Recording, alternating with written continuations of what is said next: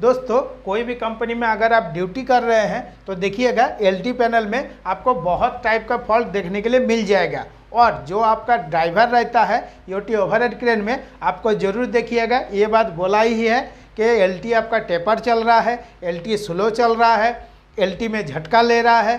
तो इस टाइप का जितना सारा आपका फॉल्ट है आज इस वीडियो में मैं आप लोगों को स्टेप बाय स्टेप समझाऊंगा। नमस्कार दोस्तों, प्रैक्टिकल एक्सपीरियंस टेक्नीशियन तपन यूट्यूब चैनल में आप लोगों का स्वागत है। आज कुछ नया सीखते हैं। तो दोस्तों पहले हम लोग कौन सा फॉल्ट के बारे में जानेंगे।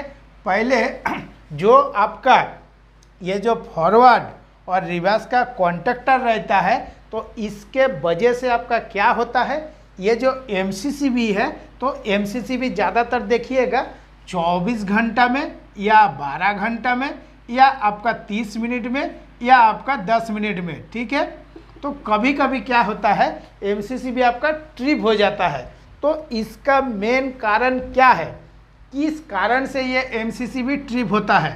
तो जब भी आपका एमसीसीबी ट्रिप होगा तो आपको क्या देखना है कि ये जो एमसीसीबी है ये आपका कितना एम्पियर का है, 63 का है या 32 एम्पियर का है। तो जब आपका एमसीसीबी नया था तो उस टाइम तो आपका कुछ भी दिक्कत नहीं था।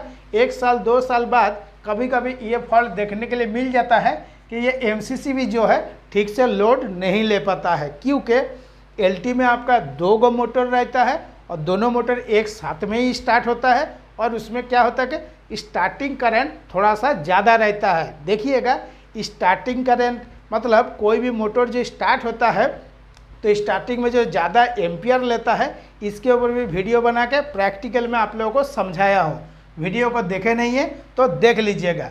तो आपका ये हो गया हमारा एमसीसीबी का फॉल्ट। अभी 2 नंबर पॉइंट में आपको जानना है कि हमारा जो पावर का कॉन्टैक्टर लगा हुआ है तो ये पावर कॉन्टैक्टर में के चलते आपका कभी कभी एमसीसीबी कब ट्रिप होता है। देखिएगा ये जो आपका फॉरवर्ड का कॉन्टैक्टर है और रिवर्स का कॉन्टैक्टर है, तो जब आपका ये दोनों कॉन्टैक्टर में से कभी कोई कॉन्टैक्टर सिंगल फेज होगा तब भी आपका एमसीसीबी ट्रिप होगा।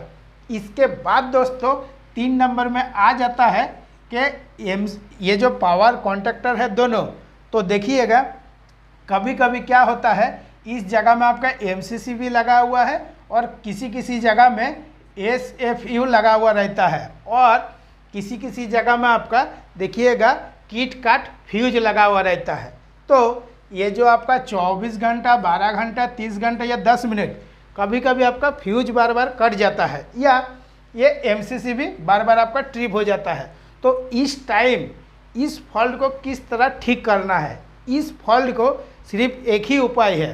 देखिएगा जब भी आप क्रेन में जाके चेक कीजिएगा, चाहे आपका फॉरवर्ड का कॉन्टैक्टर हो या रिवर्स का कॉन्टैक्टर हो, तो आपको देखना है कि आर वाई और बी ये जो तीनों फेज है, तीनों फेज में से कौन सा फेज का कीट आपका चिपक गया है। यही वर्ड हम लोग कंपनी के अंदर यूज करते हैं, मतलब कौन सा कॉन्टैक्टर आपको ऑन होकर रह गया है। इसमें आपका 3 गो कीट है, ठीक है। तीनों कीट में से देखिएगा कोई 1 गो कीट या 2 गो कीट एकदम दोनों पे सट के रह जाएगा, एकदम चिपका हुआ रहेगा। तो उस टाइम आप कितनों भी कोशिश करिएगा, ये जो पावर कॉन्टैक्टर है इस जगह में आप नया किट लगा दीजिए या पूरा सबको टाइट कर दीजिए, स्पेयर किट भी लगा दीजिए, दोनों कॉन्टैक्टर में लगा दीजिए स्पेयर किट, फिर भी आपका फॉल्ट ठीक नहीं होगा। आप जैसे ही किट लगा के आइएगा ऊपर क्रेन में से नीचे जैसे ही आइएगा 10 मिनट 15 मिनट आधा घंटा या 24 घंटा चलने के बाद फिर सेम टू सेम यही फॉल्ट होगा कि आपका पावर का जो कॉन्टैक्टर है ये आपका चिपक जाएगा। चाहे आपका रिवर्स का भी हो सकता है या आपका फॉरवर्ड का भी हो सकता है। तो इसके लिए आपका परमानेंट सॉल्यूशन क्या है कि इस फॉल्ट को जब भी आए तभी एक बार में हम ठीक कर दें। दोस्तों जब भी इस टाइप का फॉल्ट आएगा तो आपको देखना है, थोड़ा देर इंतज़ार करके कि आपका जो एमसीसीबी है ये आपका कितना देर बाद ट्रिप हो रहा है, या जो आपका ये दोनों मोटर है ये दोनों मोटर का एम्पियर पहले एक बार चेक करना है। चेक करने के बाद आपको देखना है कि दोनों मोटर का जो केबल लगा हुआ है, चाहे आपका रेजिस्टेंस बॉक्स का केबल रहे या आपका पावर का केबल रहे, देखना है कि कोई केबल हमारा ग्राउंड हो रहा है या नहीं हो रहा है। ज़्यादातर देखिएगा मोटर टर्मिनल में जो गैलन लगा हुआ रहता है उसी के पास आपका क्या होता है कि कभी कभी आपका बॉडी हो जाता है। अगर ये सब फॉल्ट आप चेक कर लिए हैं तो चेक करने के बाद फिर भी आपका ठीक नहीं हुआ है, उसके बाद आपको क्या करना है, ये जो फॉरवर्ड और रिवर्स का दोनों पावर कॉन्टैक्टर है, ये दोनों कॉन्टैक्टर आपको नया लगा देना है। जब तक आप ये दोनों पावर कॉन्टैक्टर नया नहीं लगाइएगा तब तक आपका ये फॉल्ट कभी भी ठीक नहीं होगा। और किट एकदम चेंज करके कुछ भी फ़ायदा नहीं है, खास करके जब आपका कॉन्टैक्टर चिपकने का प्रॉब्लम रहे। देखिएगा जो मैं आपको बता रहा हूँ सेम टू सेम एकदम फॉल्ट देखने के लिए मिल जाएगा। और इसके बाद हमारा 4 नंबर में क्या आ जाता है, 4 नंबर में हो जाता है कि एक मोटर या 2 मोटर, ठीक है। एलटी में टोटल आपका 4 मोटर रहता है कोई कोई क्रेन में, और अभी के डेट में आपको 2 मोटर एलटी में देखने के लिए मिलेगा। तो ड्राइवर आपको क्या बोल रहा है कि एलटी हमारा टेपर चल रहा है। टेपर चल रहा है मतलब जो आपका यहाँ पे 2 मोटर है ना, तो एक मोटर आपका पहले घूम रहा है और एक मोटर आपका बाद में घूम रहा है। तो उस टाइम आपको पहले चेक करना है आर, वाई और बी, ये जो तीनों फेज है दोनों मोटर में ही आपको चेक करना है कि कौन सा मोटर हमारा सिंगल फेज हो रहा है।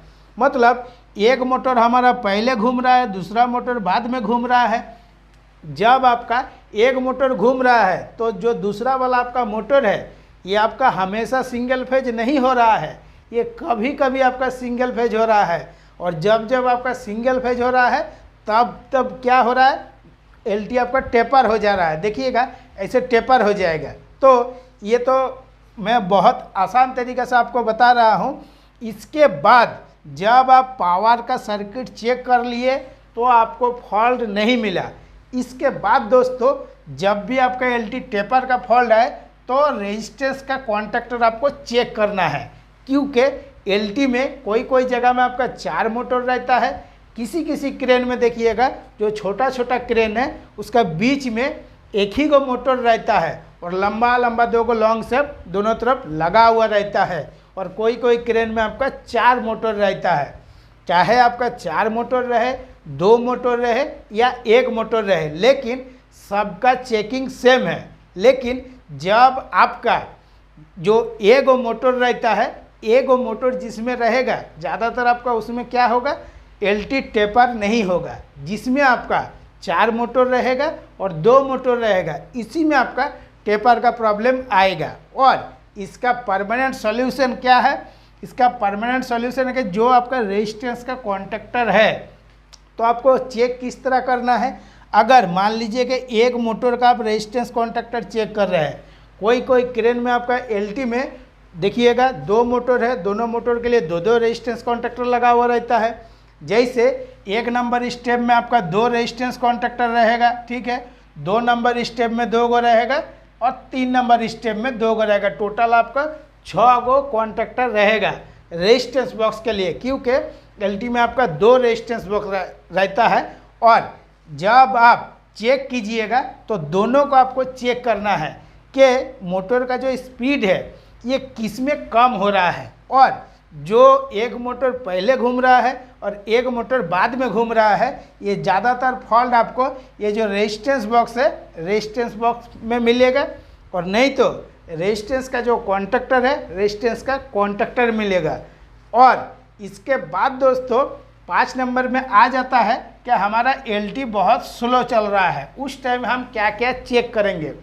जब ड्राइवर आपको बोलेगा कि एलटी स्लो चल रहा है तो आपको ये पावर वाला जो कॉन्टैक्टर है या थर्मल ओवरलोड रिले है या मोटर टर्मिनल है, ये सब आपको चेक नहीं करना है। आपको सीधा आ जाना है कि जो आपका रेजिस्टेंस का कॉन्टैक्टर है दोनों मोटर का, दोनों मोटर को ही आपको चेक करना है। रेजिस्टेंस का जो कॉन्टैक्टर इसका किट आपको चेक करना है, और जितना सारा रेजिस्टेंस बॉक्स में केबल लगा हुआ है सारा केबल का टाइटनेस चेक करना है। और देखना है कि रेजिस्टेंस बॉक्स में आपका जो प्लेट लगा हुआ रहता है तो 2 गो रेजिस्टेंस बॉक्स है, इसमें से कोई एक रेजिस्टेंस बॉक्स का बिल्कुल भी प्लेट कटा हुआ रहना नहीं चाहिए।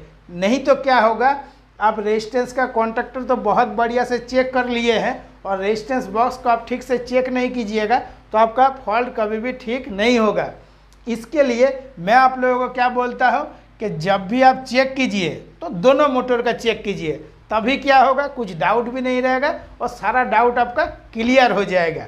अभी दोस्तों 6 नंबर पॉइंट में और क्या क्या फॉल्ट आता है देखिएगा। LT में आपका रेजिस्टेंस बॉक्स ठीक है, रेजिस्टेंस कॉन्टैक्टर ठीक है, पावर कॉन्टैक्टर भी ठीक है, फिर भी आपका LT स्लो चल रहा है, तो उस टाइम आपको क्या चेक करना है, उस टाइम भी आपको रेजिस्टेंस का कॉन्टैक्टर चेक करना है। और चाहे BCH का टाइमर लगा हुआ रहे या आपका इलेक्ट्रॉनिक्स टाइमर लगा हुआ रहे, आपको देखना है कि जो हमारा रेजिस्टेंस का कॉन्टैक्टर है 1 नंबर 2 नंबर 3 नंबर तीनों ऑन हो रहा है या नहीं हो रहा है। अगर तीनों कॉन्टैक्टर आपका ऑन हो रहा है एक मोटर का, ठीक है, फिर और 3 गो कॉन्टैक्टर है, 2 नंबर मोटर का भी आपको चेक करना है कि दोनों मोटर हमारा ठीक काम कर रहा है या नहीं कर रहा है। एक बार आपको रिवर्स में चेक करना है, एक बार आपको फॉरवर्ड में चेक करना है कि जो 6 गो कॉन्टैक्टर है रेजिस्टेंस का, ये हमारा ठीक से ऑपरेट हो रहा है या नहीं हो रहा है। देखिएगा आपको ज़्यादातर क्या देखने के लिए मिलेगा, जो आपका BCH का टाइमर है, टाइमर में जो एनो रहता है और एनो के साथ आपका कॉन्टैक्टर का कनेक्शन दिया हुआ रहता है, तो टाइमर का एनो ज़्यादातर आपको ख़राब देखने के लिए मिल जाएगा। अगर BCH का रहेगा तो, और इलेक्ट्रॉनिक्स का रहेगा तो कोई भी एक टाइमर आपका ख़राब हो जाएगा। मान लीजिएगा 1 नंबर और 2 नंबर का आपका टाइमर ठीक है, लेकिन जब आपका 3 नंबर का जो टाइमर है, 3 नंबर का टाइमर का एनो आपका काम नहीं कर रहा है, तो क्या होगा, LT तो आपको ड्राइवर चला रहा है, 1 नंबर 2 नंबर रेजिस्टेंस कॉन्टैक्टर काम कर रहा है, इसीलिए आपका बढ़िया चल रहा है और स्लो बोल रहा है। तो 3 नंबर रेजिस्टेंस कॉन्टैक्टर को, दोनों रेजिस्टेंस कॉन्टैक्टर का आपको चेक करना है। अभी देखिएगा जो रेजिस्टेंस कॉन्टैक्टर रहता है 3 नंबर में, इसका जो है ये किट है, ठीक है, किट को आपको मल्टीमीटर से चेक करना है। किस तरह से चेक करना है, इस जगह में आपका जो लूप दिया हुआ है, ये लूप आपको खोल देना है और मल्टीमीटर को आपको कॉन्टिन्यूटी में सेटिंग करना है, ठीक है, और कॉन्टिन्यूटी में सेटिंग करने के बाद एक बार इसमें देना है, एक बार इसमें देना है, ठीक है। किस लिए, जब आपका ये जो 3 नंबर रेजिस्टेंस कॉन्टैक्टर ऑन होगा उस टाइम आपका कॉन्टिन्यूटी आना चाहिए, क्योंकि ये रेजिस्टेंस बॉक्स के साथ आपका कनेक्शन दिया हुआ है। और ये आपको किस तरह से चेक करना है, ये जो आपका पावर का कॉन्टैक्टर है, दोनों कॉन्टैक्टर आपको बंद करके चेक करना है, कभी भी पावर चालू में बिल्कुल भी नहीं करना है। तो MCCB को आप बंद कर लीजिएगा, उसके बाद जितना सारा आपका रेजिस्टेंस का कॉन्टैक्टर है सबको चेक करिएगा जिसके ऊपर डाउट है, और मल्टीमीटर से भी चेक करिएगा। जैसे ये एगो चेकिंग हो गया, ठीक है, अभी इसके बाद और एक चेकिंग होता है, क्या ये वाला भी देख लेता हूँ, ठीक है। ये ऊपर में जो कॉन्टैक्टर है, कॉन्टैक्टर में एक नीचे में रहता है वायर लगा हुआ, जैसे यहाँ पे आपका लगा हुआ है, और एक ऊपर में है, तो जब आप शॉर्ट लिंक खोल दीजिएगा तो कॉन्टैक्टर आपको प्रॉपर तरीक़े से चेक हो जाएगा। देखिएगा ज़्यादातर आपका ये 2 किट ठीक है, लेकिन एगो किट आपका ठीक नहीं है, इसी टाइप का आपका देखने के लिए मिलेगा। और जब आप मल्टीमीटर में चेक करिएगा तभी आपको पता चलेगा, ऐसे दूर से देखने से पता नहीं चलेगा। किस लिए, दूर से जब देखिएगा आप देखिएगा अरे जितना सारा कॉन्टैक्टर है, सारा कॉन्टैक्टर तो हमारा ऑन हो ही रहा है, तो इसमें क्या फॉल्ट हो सकता है। तो ज़्यादातर आपको ये किट में ही फॉल्ट मिलेगा। और जितना सारा फ्रेंड मेरा ऑलरेडी प्लांट में ड्यूटी कर रहे हैं उन लोगों के लिए तो कुछ दिक्कत नहीं है, वो लोग मैं जो फॉल्ट आप बता रहा हूँ अभी, ये सब फॉल्ट बहुत बार ठीक कर चुका है। अभी दोस्तों 7 नंबर पॉइंट में हम क्या बताएंगे, जो आपका ये पावर कॉन्टैक्टर है, चाहे रिवर्स का हो फॉरवर्ड का हो, तो जो लोकल बैंड का क्रेन रहता है, ठीक है, तो लोकल बैंड का क्रेन में देखिएगा जो ये दोनों पावर कॉन्टैक्टर का एनो रहता है, तो एनो से ही आपका जो रेजिस्टेंस के लिए 110 वोल्ट सप्लाई मिलता है, ठीक है, मतलब ये रेजिस्टेंस कॉन्टैक्टर आपका ऑपरेट होता है। जब तक आपका पावर कॉन्टैक्टर ऑन नहीं होगा तब तक आपका ये रेजिस्टेंस का कॉन्टैक्टर ऑपरेट नहीं होगा। ड्राइवर जब बोलेगा कि स्लो चल रहा है उस टाइम आपको देखना है कि हमारा जो ये पावर दोनों कॉन्ट्रैक्टर है, दोनों कॉन्ट्रैक्टर का एनो आपका प्रॉपर तरीके से काम कर रहा है या नहीं कर रहा है। जब आप क्रेन में जाकर चेक कीजिएगा, देखिएगा फॉरवर्ड और रिवर्स ये दोनों कॉन्ट्रैक्टर तो आपको काम कर रहा है, लेकिन रेजिस्टेंस का कोई भी कॉन्ट्रैक्टर आपका ऑन नहीं हो रहा है। इसीलिए आपको ड्राइवर क्या बोल रहा है कि एलटी हमारा बहुत स्लो चल रहा है। कोई कोई क्रेन में आपका एनो से इंटरलॉक दिया हुआ रहता है, कोई कोई क्रेन से अलग टाइप से इंटरलॉक दिया हुआ रहता है कि ब्रेक का जो कॉन्ट्रैक्टर रहता है उससे भी दिया हुआ रहता है। और एलटी का जो कंट्रोल डायग्राम है या पावर डायग्राम है ऑलरेडी मैं बनाकर आप लोगों को इससे पहले समझा चुका हूँ। अभी हम लोगों को बहुत सारा डाउट क्या रहता है कि ड्राइवर कभी कभी हम लोगों को झूठ बोलता है। अरे ड्राइवर क्यों झूठ बोलेगा, झूठ बोलने से तो उसको कुछ फ़ायदा है नहीं। और दोस्तों और 8 नंबर पॉइंट में मैं आप लोगों को क्या बताऊंगा, 8 नंबर पॉइंट में देखिएगा ज़्यादातर क्या होता है एलटी में जो आपका व्हील लगा हुआ रहता है तो बहुत ज़्यादा आपका व्हील ख़राब हो जाता है। कभी आपका 12 घंटा में ख़राब हो जाता है, कभी 24 घंटा में आपका 2 व्हील ख़राब हो जाता है, कभी आपका 1 व्हील ख़राब हो जाता है। तो इसका कारण क्या है, तो ये ज़्यादातर मैं जहाँ तक आप लोगों को बताऊँगा बहुत अच्छा से दोनों जो मोटर है ये दोनों मोटर को आरपीएम आपको चेक करना है। जो एक मोटर आपका 960 आरपीएम का है, ठीक है, तो दोनों मोटर ही आपका 960 आरपीएम का होना चाहिए। अगर इसके जगह में आपका 935 का है तो दोनों आपका 935 का होना चाहिए। इसके बाद दोस्तों आपका मोटर में आरपीएम ठीक है तो इसके बाद आपको रेजिस्टेंस का जितना कॉन्ट्रैक्टर है सारा कॉन्ट्रैक्टर में कुछ भी फॉल्ट नहीं होना चाहिए। और रेजिस्टेंस बॉक्स जो आपको लगा हुआ रहता है रेजिस्टेंस बॉक्स आपका ग्राउंड भी नहीं होना चाहिए। ऐसा नहीं होना चाहिए कि कभी कभी ग्राउंड हो रहा है, जब आप चेक कर रहे हैं उस टाइम आपको ग्राउंड मिल ही नहीं रहा है। अगर इलेक्ट्रिकल का तरफ से आपका ठीक है तब आपको क्या करना है मैकेनिकल के तरफ से देखना है। ज़्यादातर जो आपका एलटी चालू रहता है तो देखिएगा एलटी के लिए आपका सीधा एक रेल लाइन रहता है, तो रेल लाइन में दोनों साइड में आपका क्लिप देकर टाइट किया हुआ रहता है, ठीक है। तो रेल लाइन का अलाइनमेंट आपको सही करवाना है। जब आपका रेल लाइन का अलाइनमेंट सही रहेगा तो आपका कभी भी व्हील का प्रॉब्लम नहीं आएगा। और जब तक आपका रेल लाइन का अलाइनमेंट ठीक नहीं करवाइएगा तब तक आपका व्हील का प्रॉब्लम आता ही रहेगा। कभी एक व्हील जाएगा, कभी व्हील का बेयरिंग चला जाएगा। अगर देखिएगा ज़्यादातर व्हील का प्रॉब्लम आएगा तो इलेक्ट्रिकल का पार्ट आपका टोटली ठीक है, तो ये जो रेल लाइन है रेल लाइन में ही आपका फॉल्ट मिलेगा। और ज़्यादातर जितना सारा आपका क्लिप लगा हुआ रहता है सारा क्लिप को आपको दबा के टाइट करना है। और जब आपका एलटी चलता है उस टाइम रेल लाइन में क्या होता है कि वाइब्रेशन नहीं होना चाहिए। जितना ज़्यादा वाइब्रेशन होगा उतना ज़्यादा आपका बेयरिंग खराब होगा, उसके साथ आपका व्हील भी खराब होगा। रेल लाइन का अलाइनमेंट सही रहेगा तो व्हील आपका बहुत कम खराब होगा। अभी दोस्तों 9 नंबर पॉइंट में मैं आप लोगों को बताऊंगा। देखिएगा जितना सारा पॉइंट मैं बता रहा हूँ ऑलरेडी व्हाट्सएप में पूछ के आधा दिमाग तो मेरा ही खराब हो गया है, क्योंकि आज जो मैं वीडियो बना रहा हूँ ये कम से कम 100-200 फ्रेंड यही सब क्वेश्चन घुमा फिरे के यही पूछा है, तो मैं सोचा कि यही वीडियो पहले बना देता हूँ। इसके बाद दोस्तों 9 नंबर में देखिएगा ड्राइवर आप लोगों को क्या बोलता है कि एलटी में बहुत झटका ले रहा है। अरे भाई झटका ले रहा है तो उसका ठीक करो। हमको एगो फ्रेंड क्या बोल रहा है कि सर एलटी में बहुत ज़्यादा झटका ले रहा है तो हम ठीक से समझ नहीं पा रहे हैं कि ये बोलना क्या चाह रहा है। तो ये क्या बोलना चाह रहा है जानते हैं, जो एलटी में आपका टाइमर लगा हुआ है ना 3 गो, तो एक गो टाइमर आपका 0.2 सेकंड में सेटिंग है, एक गो 0.6 सेकंड में सेटिंग है, एक गो 0.8 सेकंड में सेटिंग है। अभी क्या हो रहा है जैसे एलटी जैसे ही चालू कर रहा है, चाहे आपका फॉरवर्ड साइड चला है या आपका रिवर्स साइड चला है, ठीक है, तो फास्ट वाला जो टाइमर है ये तो आपको 0.2 सेकंड में ऑन हो गया, ठीक है। अभी क्या होगा कितना भी कोशिश करेगा उसकी स्पीड बढ़ नहीं रहा है और वो क्या करेगा मास्टर कंट्रोल को 1 नंबर से लेके 4 नंबर को लगा के छोड़ देगा। थोड़ा देर चलेगा, जैसे आपका 2 सेकंड होगा, 2 सेकंड होने के बाद फिर दूसरा टाइमर ऑन होगा। टाइमर ऑन होने के बाद ये तो आपका 6 सेकंड में सेटिंग है, तो जब आपका ये जो रेजिस्टेंस का कॉन्टैक्टर, जैसे एक नंबर रेजिस्टेंस कॉन्टैक्टर आपका ऑन हुआ था टाइमर में, और तो 2 नंबर में क्या हो गया, जो 2 वाला टाइमर है, 2 नंबर वाला टाइमर, तो जैसे रेजिस्टेंस का 2 नंबर कॉन्टैक्टर ऑन होगा, थोड़ा सा झटका तो महसूस होगा ही, काहे कि जो स्पीड में आपका चल रहा था थोड़ा सा स्पीड बढ़ेगा तभी आपका क्या होगा, झटका महसूस होगा।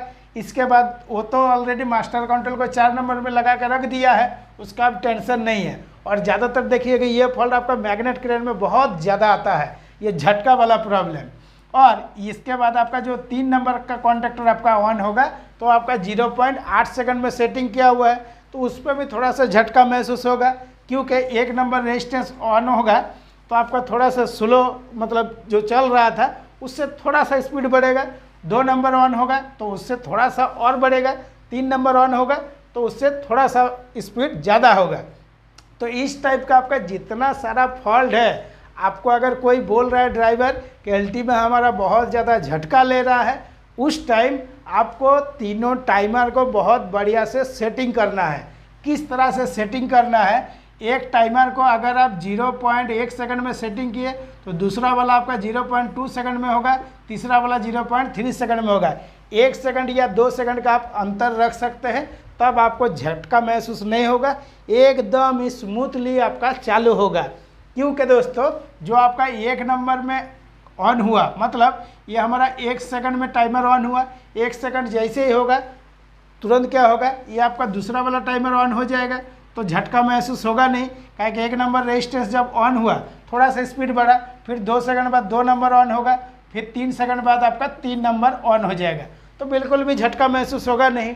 तो जब भी आपको ड्राइवर बोलेगा कि झटका ले रहा है तो उस टाइम आपको टाइमर को बढ़िया से सेटिंग करना है, और सेटिंग करने के बाद आपको देखना है कि हमारा जितना सारा रेजिस्टेंस का 6 गो कॉन्टैक्टर है स्टेप बाय स्टेप हमारा ऑन हो रहा है या नहीं हो रहा है। कभी कभी क्या होता है, BCH के टाइमर में इस टाइप का फॉल्ट आता है, और जो मान लीजिए कि कोई नया प्लांट में गया है, अगर वहाँ कोई एक्सपीरियंस वाला इलेक्ट्रीशियन था तो ये टाइमर को इधर उधर छेड़खानी करके चला जाता है, तभी आपको ड्राइवर ये सब बोलता है। और इलेक्ट्रॉनिक्स टाइमर रहे या BCH का रहे, ये झटका वाला प्रॉब्लम आता ही रहेगा।